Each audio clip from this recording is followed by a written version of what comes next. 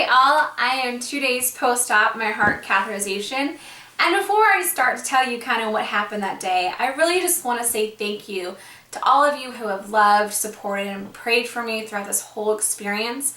I really couldn't have been as positive without you, and because of that, I really feel this is the smoothest procedure I have ever had. I have had a congenital heart defect for 26 years, and I've had numerous surgeries, appointments, but this one was so smooth. I felt like in a blink of an eye it was done and I was fine. So thank you so much for being those types of people that can really rally around me and support me. But I kind of wanted to go throughout the day and basically give you an insider's look at what happened. So my heart catheterization was December 20th, and it started bright and early at 6 a.m. and I got ready to go to the hospital. Drove down there and got there by 7 a.m. where I checked in, started filling out some paperwork, consent forms, all that jazz, and then I was basically taken into a room where there was a nurse, did some vital signs, got some things ready before I was actually to go into the heart catheterization laboratory, or the OR, depending on how you wanted to look at it. So 8:30 they wheeled me into the OR and I got to talk with my nurse and my doctor and the anesthesiologist, asked some questions if I have reaction to anesthetics and all that sort of things. And then about 8:45 is when I laid down on the table and they were kind of just calming me and talking me through what was going to happen, and before you know it, I'm out. And then the procedure was supposed to last about 4 hours long. It actually only lasted 2.5 hours. So before they started the procedure, they had 3 objectives they wanted to meet. The first one was to get rid of the atrial flutter. Now, atrial flutter, again, is the symptoms I was having at Michigan, where my brain and my heart were trying to communicate on the right type of heart rate, but they were miscommunicating, so I was having rapid heart rate. So that was the first thing they wanted to get rid of, or they wanted to look into. The second thing is they wanted to see if I had any healthy heart tissue, or how much I had of the healthy heart tissue.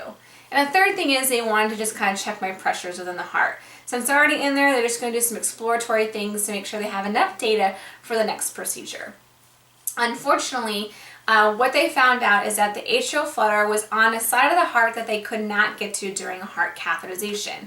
So they weren't able to eliminate that. However, the good news is while they were exploring, they actually found out that I had a lot more healthy heart tissue than they thought I did. So they were kind enough to kind of print me out a picture of it. And as you can see, there's different colors like the rainbow. But the most important thing to note is that the blue purplish is actually where there is healthy heart tissue. As you get lower to the green, the yellows, and red, it means it's not healthy heart tissue. But they found such a big area that they're now thinking that for my next procedure, they will, instead of place the pacemaker in the middle of my chest, they're going to place it closer to my shoulder. Now, the great thing about that is, one, it's a less invasive procedure. They won't need to open up my sternum to put the pacemaker in. And two, I'll actually have better cardio output. Since my pacemaker will be so close to my heart, my leads will be so close to the pacemaker to the heart, they'll actually be able to communicate better, and I can have better output of heart functioning. So that's really exciting for me. I've never had that great of news before. And when I asked my cardiologist what that means for me, and I was asking him, with this new pacemaker being placed near my shoulder, do you think I'll be able to jog an entire 5K without stopping? And he looked at me and with such confidence saying, yes, I can.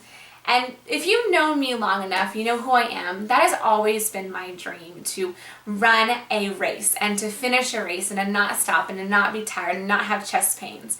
And to hear that my next procedure, I can actually have the ability to jog an entire 5K without stopping, you betcha I'm totally going to do that when I have my procedure.